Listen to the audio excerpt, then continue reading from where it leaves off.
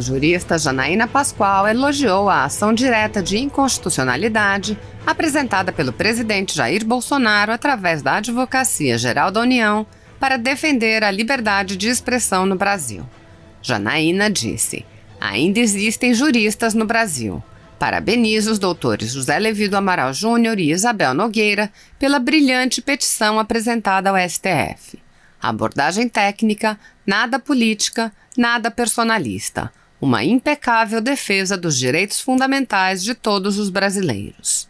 A deputada explicou: para que fique claro, a ação da AGU não defende pessoas em especial. Leiam a petição, sequer há nomes de indivíduos relacionados a ela. A AGU solicita que as medidas cautelares processuais penais sejam interpretadas conforme a Constituição Federal. Trata-se de iniciativa eminentemente técnica. A interpretação de que a AGU está defendendo interesses privados é equivocada. A discussão, para resumir, é a seguinte: há respaldo jurídico para aplicar como cautelar a retirada de perfis? Pode haver censura prévia como cautelar?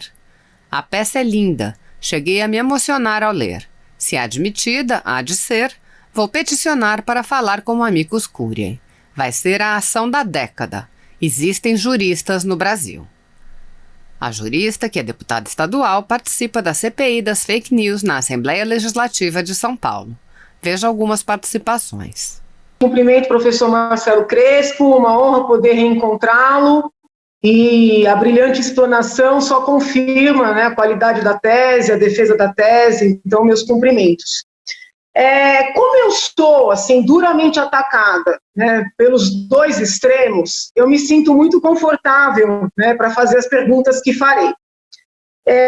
O senhor disse, professor Marcelo, que o senhor advoga nessa seara e que pede retirada de conteúdos das plataformas. Eu já advoguei um pouquinho nessa seara também e, infelizmente, fui muito vítima também. E pude constatar a dificuldade que sempre foi conseguir retirar conteúdo. Aí, diante, pelo menos dessa minha experiência, eu pergunto para o senhor, não te chamou a atenção, né, esse movimento recente das plataformas de derrubarem tantas páginas, né, deliberadamente e sem uma provocação judicial? E aí eu contextualizo essa pergunta.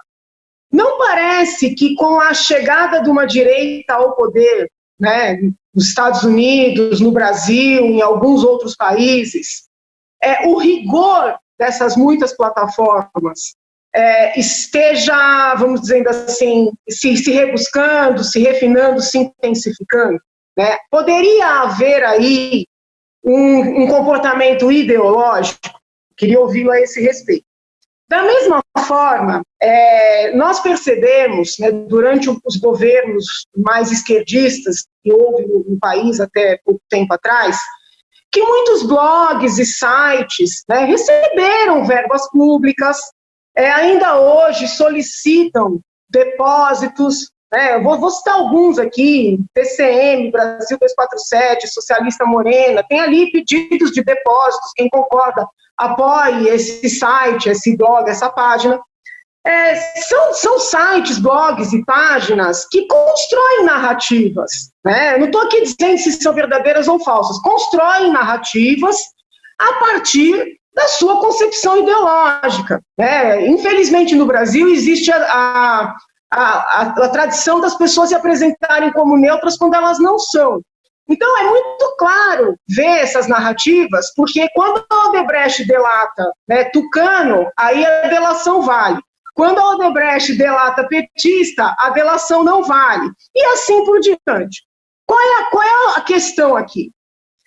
O Supremo Tribunal Federal mandou prender uma série de pessoas, inclusive um jornalista, né, Oswaldo Eustáquio, que também constroem narrativas. No caso, narrativas na linha bolsonarista.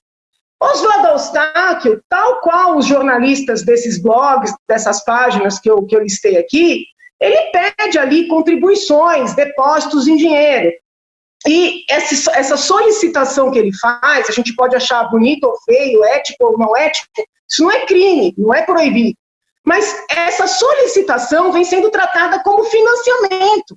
né? Então, eu fico um pouco preocupada, porque a vida toda, os jornalistas de esquerda foram financiados ou com publicidade com verba pública ou com pedido de depósito, né? E nunca ninguém achou que isso era crime nem financiamento.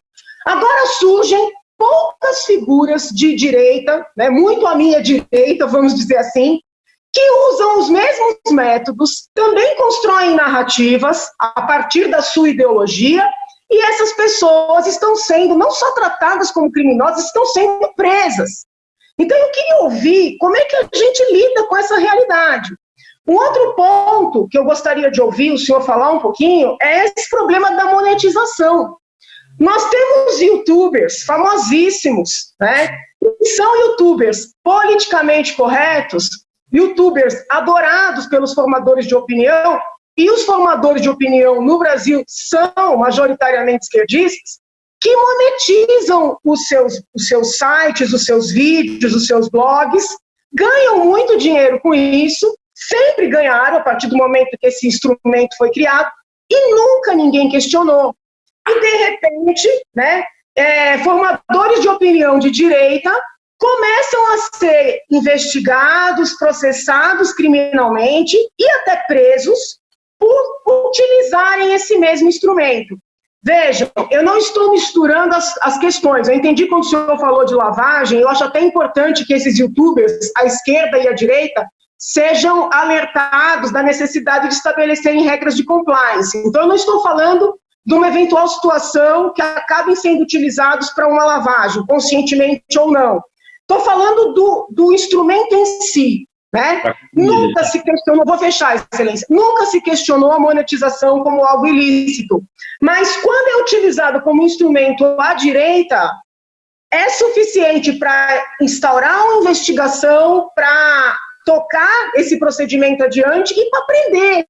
Então, eu queria saber se esse fenômeno, né, de se indignar com financiamento, com as redes sociais, com a força dessas redes, se ele não passou a ser um fenômeno tido como ruim apenas quando a direita chegou ao poder. É isso, senhor presidente. Agradeço, doutor Marcelo, pela participação. Cumprimento o professor Maurício, agradecendo a generosidade de atender o nosso convite.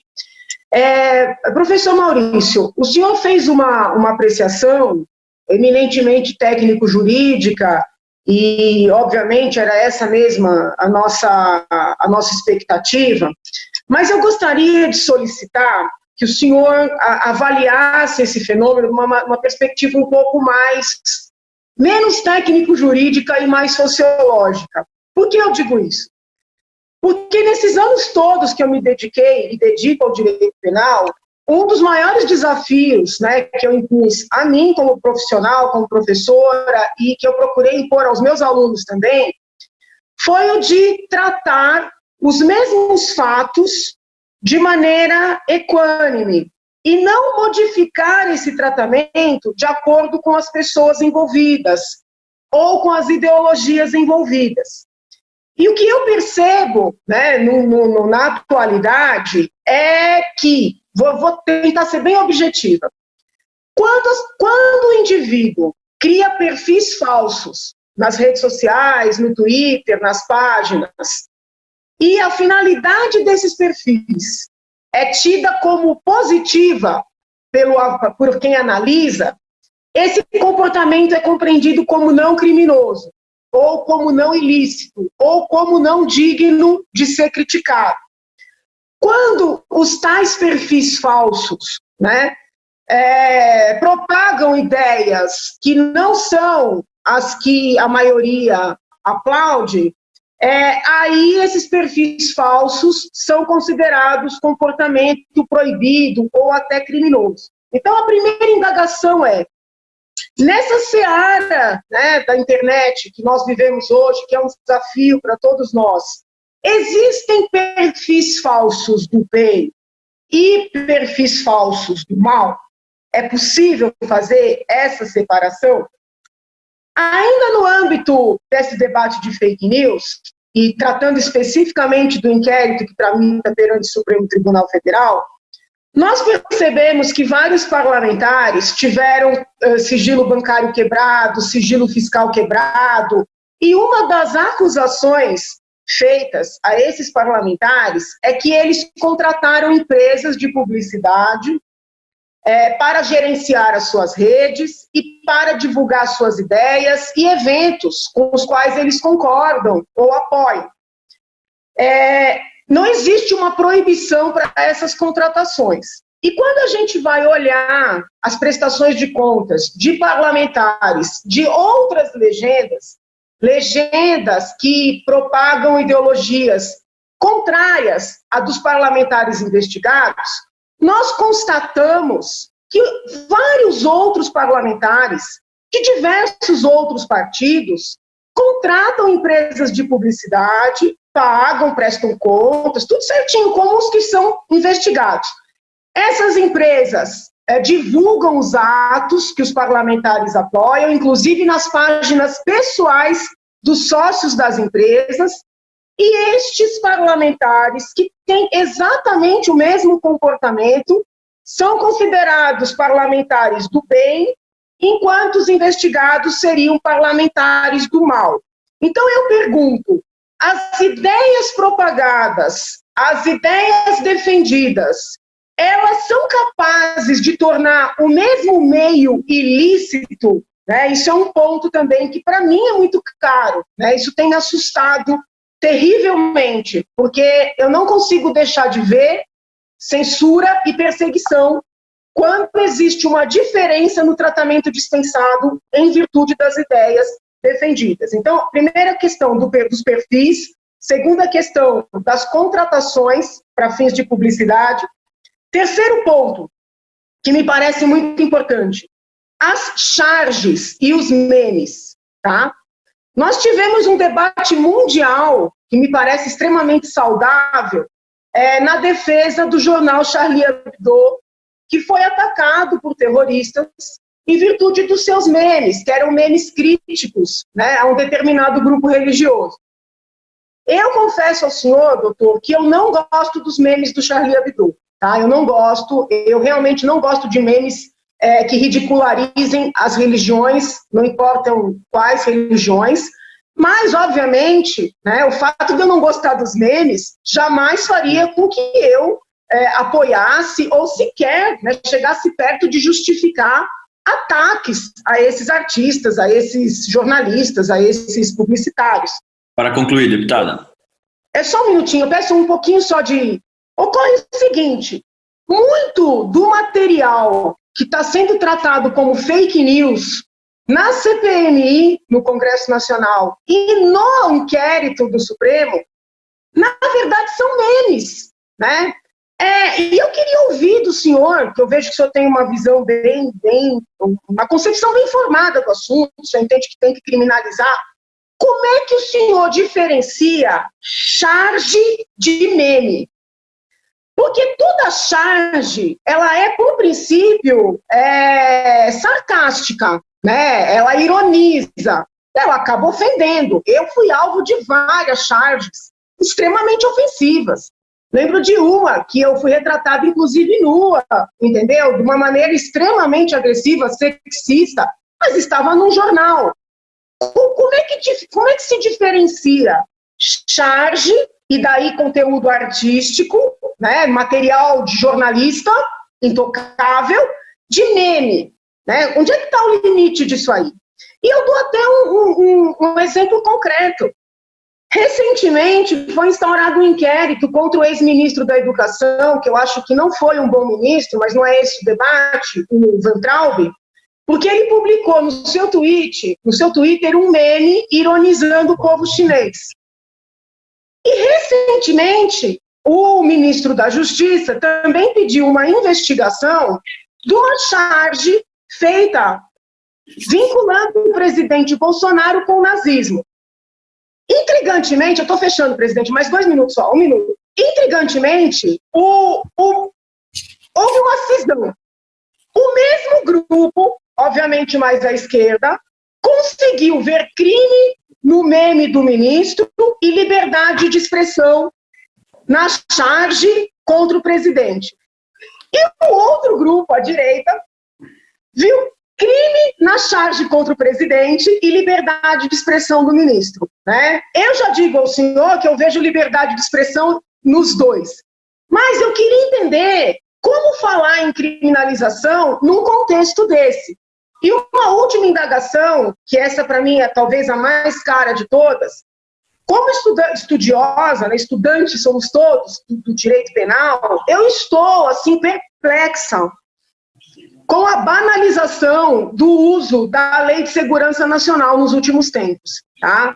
Pessoas que dispararam rojões em frente ao Supremo foram presas como, vamos dizer assim, autoras de crimes contra a segurança nacional. Outras tantas pessoas sofreram buscas e apreensões porque criticaram ministros do Supremo Tribunal Federal e foram enquadradas na Lei de Segurança Nacional. Mais recentemente, né, o ministro do Supremo criticou as Forças Armadas, eu nem concordo com a crítica, mas criticou, e houve uma representação para ele ser enquadrado na Lei de Segurança Nacional. Nós que somos... Janaína, só para concluir mesmo, por gentileza. Esse debate, até para saber, né, se essa lei foi recepcionada ou não pela Constituição. Como é que o senhor vê esse movimento de banalização da utilização dessa lei, né? E como conciliar a criminalização que o senhor está sustentando com esse clima, né, de acirramento de ânimos no mundo político nacional? Era isso, senhor presidente.